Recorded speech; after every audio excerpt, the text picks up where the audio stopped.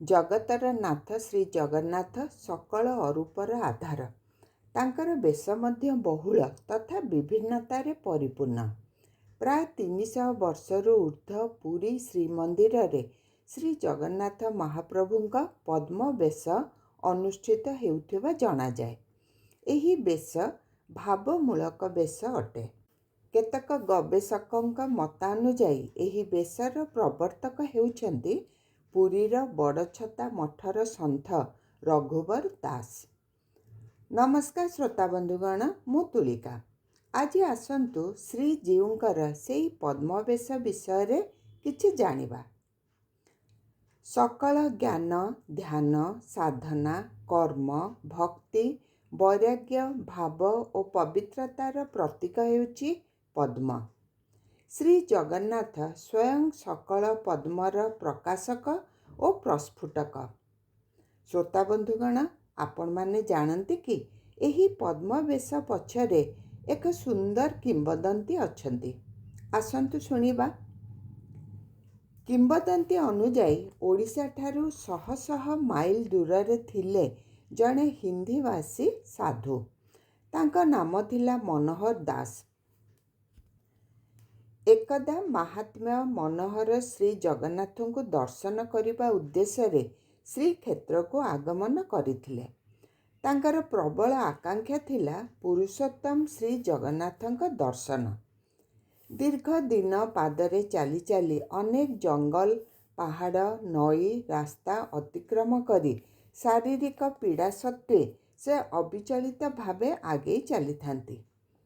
ପଥ ମଧ୍ୟରେ ରାତ୍ରି ହୋଇଗଲେ କୌଣସି ମଠ, ଆଶ୍ରମ କିମ୍ବା ବୃକ୍ଷ ତଳେ ଆଶ୍ରୟ ନେଇ ତତ୍ପରଦିନ ପୁନଶ୍ଚ ଶ୍ରୀକ୍ଷେତ୍ର ଅଭିମୁଖେ ଗମନ କରୁଥାନ୍ତି।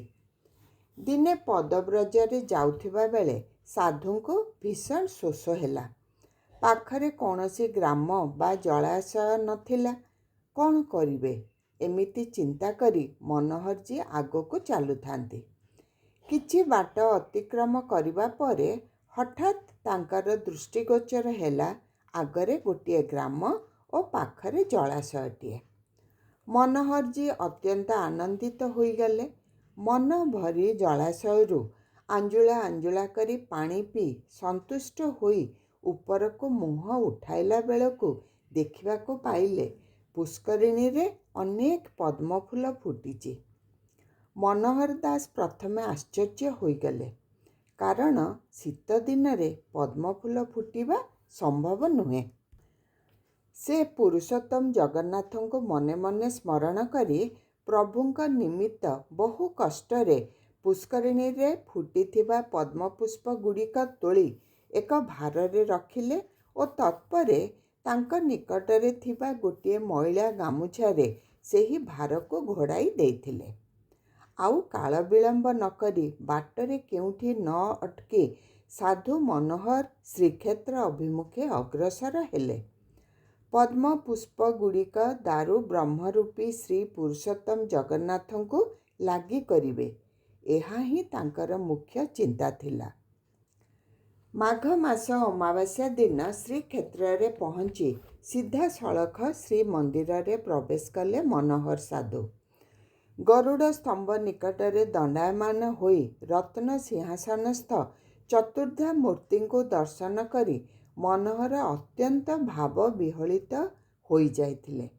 ଜଗମୋହନରେ ଉପସ୍ଥିତ ଥିବା ଜନୈକ ପଣ୍ଡାଙ୍କୁ ମଇଳା ଗାମୁଛାରେ ଅତି ଯତ୍ନରେ ବନ୍ଧା ହୋଇଥିବା ପଦ୍ମପୁଷ୍ପ ଭାରଟିକୁ ବଢ଼ାଇବାର ଉଦ୍ୟମ କରି ଅତି କାକୁତି ମିନତି ହୋଇ କହିଥିଲେ ଯେ ଉକ୍ତ ପୁଷ୍ପଗୁଡ଼ିକ ଶ୍ରୀଜୀଉମାନଙ୍କ ଚରଣାବିନ୍ଦରେ ଲାଗି କରାଇବା ପାଇଁ। ମଇଳା ଗାମୁଛାରେ ବନ୍ଧା ହୋଇଥିବା ପଦ୍ମପୁଷ୍ପ ଭାରଟିକୁ ଦେଖି ସେହି ପଣ୍ଡା କ୍ରୋଧାନ୍ୱିତ ହୋଇ ତଳେ କଚାଡ଼ି ଦେଲେ। ରାଗରେ ସାଧୁଙ୍କୁ ତିରସ୍କାର କରି କହିଲେ, ହେ ଭଣ୍ଡ ବାବାଜୀ, ଏ ଶୁଖିଲା ଫୁଲଗୁଡ଼ିକ ଠାକୁରଙ୍କ ପାଇଁ କାହିଁକି ଆଣିଛୁ? ଯେଉଁଠି ରାଜାଧିରାଜ ଶ୍ରୀ ଜଗନ୍ନାଥଙ୍କୁ ପ୍ରତ୍ୟହ ସଦ୍ୟ ପ୍ରସ୍ଫୁଟିତ ବିଭିନ୍ନ ସୁଗନ୍ଧି ପୁଷ୍ପ ଓ ତୁଳସୀ ଲାଗି ହେଉଛି, ସେଠାରେ କେଉଁ ଦିନର ଶୁଖିଲା ତଥା ଅପବିତ୍ର ଫୁଲଗୁଡ଼ିକ ପ୍ରଭୁଙ୍କ ଉଦ୍ଦେଶ୍ୟରେ ଆଣିଥିବାରୁ ତୁ ଖୁବ୍ ଅପରାଧ ଓ ପାପ କରିଛୁ। ଏହିପରି ଭାବେ ନାନା ଭର୍ତ୍ସନା କରି ମନୋହରଙ୍କୁ ଶ୍ରୀମନ୍ଦିରରୁ ବିତାଡ଼ିତ କରିଦେଇଥିଲେ। ଏ ଘଟଣାରେ ଭକ୍ତ ମନୋହର ଦୁଃଖ ଓ ଅପମାନରେ ମ୍ରିୟମାଣ ହୋଇ ଗାମୁଛା ସହ ପୁଷ୍ପଗୁଡ଼ିକ ତଳୁ ଗୋଟାଇ ଶ୍ରୀମନ୍ଦିରରୁ ପଳାଇ ଆସି ସିଂହଦ୍ୱାରସ୍ଥ ବଡ଼ଛତା ମଠ ନିକଟରେ ଶ୍ରୀଜଗନ୍ନାଥଙ୍କୁ ସ୍ମରଣ କରି ମୂର୍ଚ୍ଛିତ ହୋଇପଡ଼ିଲେ। ଏଣେ ଭାବଗ୍ରାହୀ ପ୍ରଭୁ ଜଗନ୍ନାଥ ଭକ୍ତର ଦୁଃଖ ବୁଝିପାରିଲେ। ସେହିଦିନ ରାତ୍ରରେ ଜଗନ୍ନାଥ ମହାପ୍ରଭୁ ସ୍ୱପ୍ନାଦେଶରେ ଗଜପତି ମହାରାଜାଙ୍କୁ କହିଲେ, ହେ ରାଜା, ମୋର ପରମ ଭକ୍ତ ତୋ ସେବକଙ୍କ ଦ୍ୱାରା ଲାଞ୍ଛିତ ହୋଇ ଦୁଃଖ ଓ ଅପମାନରେ ସିଂହଦ୍ୱାର ନିକଟରେ ମୂର୍ଚ୍ଛିତ ହୋଇପଡ଼ିଛି। ସେ ଆଣିଥିବା କେବଳ ପଦ୍ମ ପୁଷ୍ପରେ ହିଁ ଆଜି ରାତ୍ରରେ ମୋର ବଡ଼ସିଂହାର ବେଶ ହେବ ଓ ପଦ୍ମ କେଶରୀ ଚାଉଳରେ କ୍ଷୀରି ଭୋଗ କରି ସେହି ସାଧୁଙ୍କୁ ସେବନ କରାଇ ତାଙ୍କର ଜୀବନ ରକ୍ଷା କର। ସ୍ୱପ୍ନାଦିଷ୍ଟ ହୋଇ ଗଜପତି ମହାରାଜ ସଙ୍ଗେ ସଙ୍ଗେ ସିଂହଦ୍ୱାର ନିକଟକୁ ବିଜେ କଲେ।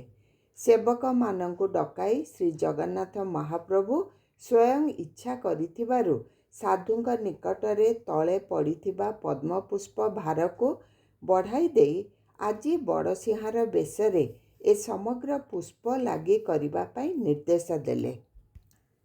ସେହିଦିନ ରାତ୍ରରେ ଠାକୁରମାନେ ବଡ଼ସିଂହାର ବେଶରେ କେବଳ ପଦ୍ମ ପୁଷ୍ପରେ ଭୂଷିତ ହେଲେ। ଯେଉଁ ପୁଷ୍ପକୁ ଶୁଖିଲା ଓ ଅପବିତ୍ର କହି ସେବକମାନେ ଫୋପାଡ଼ି ଦେଇଥିଲେ, ତାହା ମହାପ୍ରଭୁଙ୍କ ଶ୍ରୀଅଙ୍ଗରେ ଲାଗି ହେବାରେ ସଦ୍ୟ ପ୍ରସ୍ଫୁଟିତ ପୁଷ୍ପ ପରି ଶୋଭା ପାଇଲା। ଗଜପତି ମହାରାଜ ଓ ସମସ୍ତ ସେବକ ପ୍ରଭୁଙ୍କର ଏପରି ମହିମା ତଥା ବେଶରେ ଆଶ୍ଚର୍ଯ୍ୟ ହୋଇ ସାଧୁ ମନୋହରଙ୍କୁ ସସମ୍ମାନେ ଶ୍ରୀମନ୍ଦିର ରତ୍ନ ସିଂହାସନ ନିକଟକୁ ପାଛୋଟି ନେଲେ। ମହାତ୍ମା ମନୋହର ପ୍ରଭୁଙ୍କର ଏହି ପ୍ରକାର ଅପୂର୍ବ ବେଶ ଦେଖି ଆନନ୍ଦିତ ହେଲେ ଓ ସେବକଙ୍କ ପ୍ରଦତ୍ତ କ୍ଷୀରି ମହାପ୍ରସାଦ ସେବନ କଲେ। ଭକ୍ତ ପ୍ରବର ମନୋହର ଦାସଙ୍କ ଶ୍ରୀଜଗନ୍ନାଥଙ୍କୁ ପଦ୍ମ ପୁଷ୍ପ ପ୍ରଦାନର କିମ୍ବଦନ୍ତୀମୂଳକ ଆଖ୍ୟାନ ଅନୁକ୍ରମରେ ଏହି ବେଶରେ ଜଗନ୍ନାଥ ମହାପ୍ରଭୁ ସୋଲରେ ନିର୍ମିତ ପଦ୍ମପୁଷ୍ପ ପରିହିତ ହୋଇଥାନ୍ତି। କାରଣ ଶୀତ ଋତୁରେ ପଦ୍ମପୁଷ୍ପ ମିଳେ ନାହିଁ। ଶୀତ ଋତୁରେ ପଦ୍ମପୁଷ୍ପରେ ଶ୍ରୀଜୀଉମାନଙ୍କୁ ସଜ୍ଜିତ କରିବା ପାଇଁ ଅଭିଳାଷ ଥିଲେ ହେଁ ଏହା ପ୍ରାପ୍ତ ହେଉନଥିବାରୁ ପୂର୍ବ ପରମ୍ପରା ତଥା ଭକ୍ତର ଭାକ୍ତିକ ଚିନ୍ତନକୁ ପ୍ରମାଣ କରିବା ପାଇଁ ସୋଲ, ଜରି ଇତ୍ୟାଦିରେ ପଦ୍ମପୁଷ୍ପ ନିର୍ମିତ ହୋଇ ପ୍ରଭୁଙ୍କୁ ପଦ୍ମମୁଖ ବେଶରେ ମଣ୍ଡିତ କରାଯାଇଥାଏ।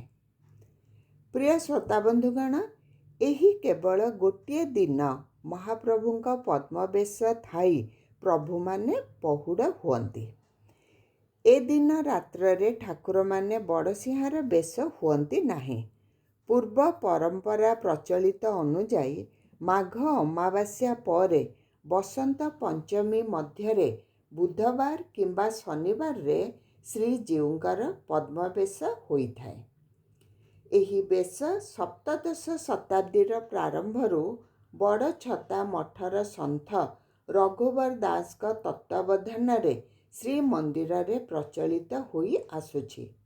ତେଣୁ ପ୍ରତିବର୍ଷ ସିଂହଦ୍ୱାର ସଂଲଗ୍ନ ଏହି ବଡ଼ଛତା ମଠ ତରଫରୁ ଏହି ବେଶ ନିର୍ମାଣ ଓ ଖର୍ଚ୍ଚ ବହନ କରାଯାଇଥାଏ। ସୋଲ, ଜରି, କଦଳୀପଟ, କନା, କଇଁଥ ଅଠା ଓ ରଙ୍ଗ ସାହାଯ୍ୟରେ ପଦ୍ମପୁଷ୍ପ କଢ଼ିମାନ କୁଶଳୀ ପାରମ୍ପରିକ କାରିଗରମାନଙ୍କ ଦ୍ୱାରା ନିର୍ମିତ ହୋଇ ଠାକୁରମାନଙ୍କୁ ଲାଗି କରାଯାଉଛି। ମୁଖ୍ୟତଃ ସୋଲରେ ନିର୍ମିତ ପଦ୍ମ ପାଖୁଡ଼ାର 3ଟି ମୁଖ ତିଆରି ହୁଏ। ସେହି ମୁଖା ସହିତ ଚୂଳ, କିରୀଟ ଲାଗିଥାଏ। ହସ୍ତରେ କଦମ୍ବ ଫୁଲର କରପଲ୍ଲବ ଶୋଭା ପାଇଥାଏ। ଉଲ୍ଲେଖଯୋଗ୍ୟ ଯେ ବଡ଼ସିଂହାର ନୀତିରେ ଏହି ବେଶ ହୋଇ ତା ପରଦିନ ସକାଳ ଅର୍ଥାତ୍ ମଙ୍ଗଳ ଆଳତି ପର୍ଯ୍ୟନ୍ତ ରହିଥାଏ। ମଙ୍ଗଳ ଆଳତିରେ ଦର୍ଶନାର୍ଥୀମାନେ ମହାପ୍ରଭୁଙ୍କ ଏହି ଦିବ୍ୟ ବେଶ ଦର୍ଶନ କରିଥାନ୍ତି। ଆପଣ ଜାଣନ୍ତି କି ଏହି ଦିନ ଠାକୁରମାନଙ୍କୁ କ୍ଷୀରି ଓ ଅମାଲୁ ଭୋଗ ହୋଇଥାଏ। ଉଲ୍ଲେଖଯୋଗ୍ୟ ଯେ ଅଦ୍ୟାବଧି ବଡ଼ଛତା ମଠ ଠାକୁରମାନଙ୍କ ପଦ୍ମବେଶ ଓ ପ୍ରସାଦ ପାଇଁ ସମସ୍ତ ଉପକରଣ ଯୋଗାଇ ପାରମ୍ପରିକ ମର୍ଯ୍ୟାଦାକୁ ଅକ୍ଷୁଣ୍ଣ ରଖିପାରିଛନ୍ତି। ଏହା ହିଁ ଥିଲା ଶ୍ରୀଜୀଉମାନଙ୍କର ପଦ୍ମମୁଖ ବେଶ ଉପରେ କିଛି ଆଜି ପାଇଁ ଏତିକିରେ ରହିଲେ।